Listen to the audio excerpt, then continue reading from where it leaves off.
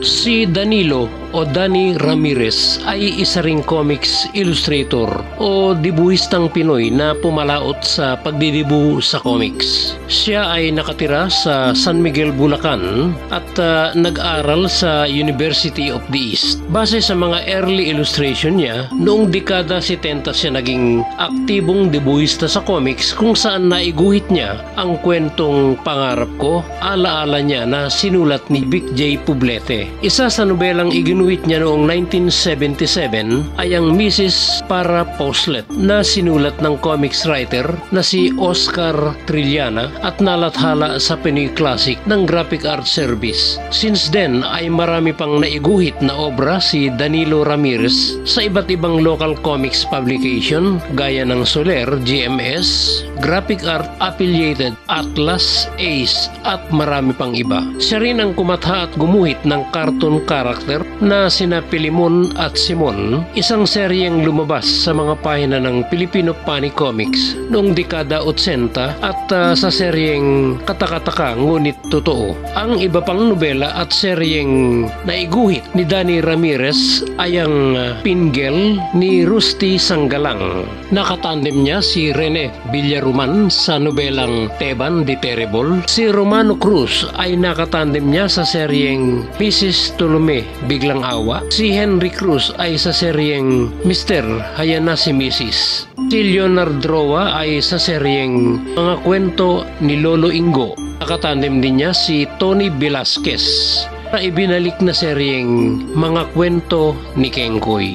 Marami ring iginuhit na short story si Danilo Ramirez, katandem ang iba't ibang comics writer sa panahon ng kanyang illustration career. Ilan dito sina Mandigar Alsula sa kwentong Ang Ekspertong Siruhano. Si Leonardo Buluran ay nakatandem niya sa Mga Tunay na Lalaki. Si Georgina de Guzman ay sa Kung Uulitin ang Buhay Ko. Si Nerdy Cruz ay sa kwentong Pinaiyak Mo Pa Ako at Marianong Garapon. Si Rene de Los Santos ay nakatandem niya sa May Sundo Na Si Don.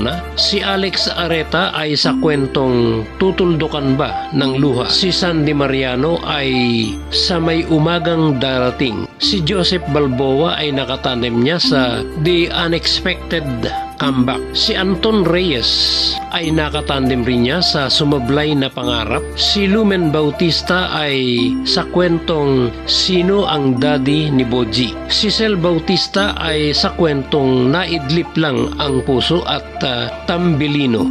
Si Rafael Villamin ay nakatrabaho niya sa kwentong Misyon at Ang Kaarawan ng Santo. Si Noli Sarile ay sa kwento nitong Tama Si Tet. Si Amelia Montemayor ay nakatandem niya sa Abuloy sa Patay. Si Marlon Angeles ay sa kwento nitong Manok ni Dolpo. Si Isidor Ray Avila ay nakatandem niya sa Ang Galing Nakakabilib. Si Elsa de la Cruz naman ay sa kwento nitong Bispiras ng Bagong Taon. Si Josel Gatchalian ay sa kwento nitong Dalawang Pag-ibig. Si Edo Gonzales ay nakatandem niya sa kwentong Herday. Si Leo Bertagle ay sa kwentong Kakaiba sa Lahat ng Halimaw at marami pang iba. Bilang contributor, marami ring kinata at iginuhit si Danilo Ramirez. Ilan sa mga nasipi ko ay ang mga sumusunod.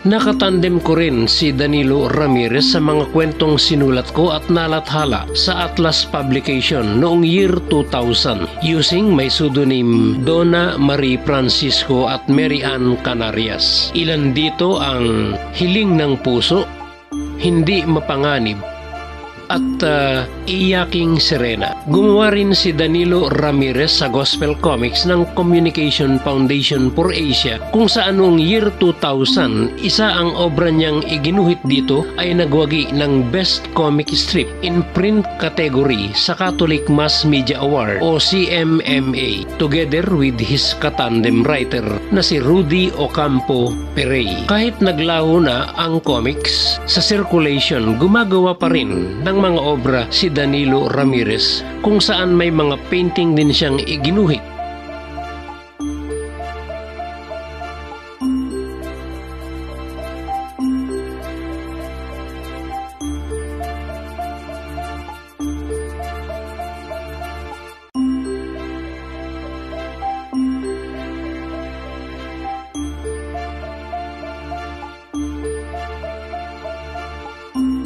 Siya si Danilo Ramirez, Filipino comics illustrator, at ang mga iginuhit niyang obra sa comics. Sa mga interesado sa content ng mga info video na ibinabahagi ko dito tungkol sa comics at saka sa mga personalidad na naging bahagi ng comics noon, huwag lamang po sana ninyong kalilimutang i-click na rin ang subscribe at bell button na nasa ibaba upang sa ganoon lagi kayong mauna sa mga update na ginagawa ko sa aming Comics Page TV.